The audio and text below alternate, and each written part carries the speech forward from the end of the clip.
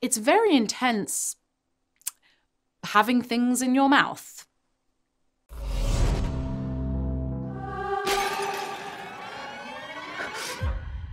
911, what's your emergency?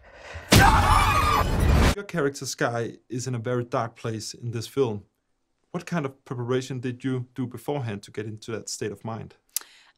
It's so interesting you ask me that. As people are asking me, I think I'm discovering myself how little time I actually did have, which I actually think was kind of great because I didn't overthink it. I was cast and then we were shooting fairly quickly. But I will say there were things that I had to dive into, for example, being in the studio and recording the songs and learning the dances, these things that I was thrust into that I think also kind of help you get into character just by, you know, subconsciously. And then just me and Parker would just talk for hours and hours and hours about Skye. And I think, you know, it wasn't anything necessarily special, if I'm honest. I just went and had a go. Just went and just was like, all right, let's see what happens, and kind of figured out, I guess, ways to ramp up to that intensity, but efficiently, because we didn't have a lot of time, as you know, most movies are. So yeah, I just kind of had a crack. Skye, pull it together and get back out there. No, I will not let this thing use me.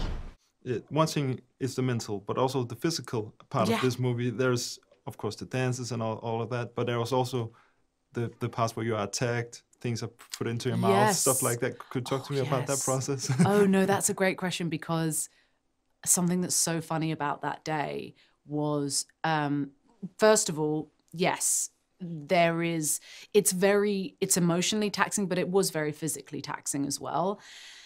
And that scene in particular, it's very intense having things in your mouth. There's no way to say that doesn't sound inappropriate. I could rephrase that. It's very intense. There's no way other way to say it. Like sticking shit in your mouth, like it's just intense.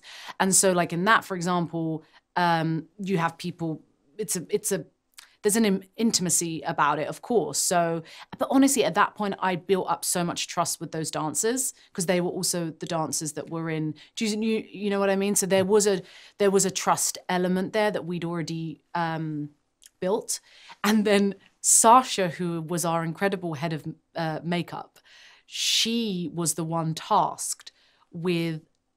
There was a pear on the end of a stick, and that's what was inserted into my mouth to create that VFX moment.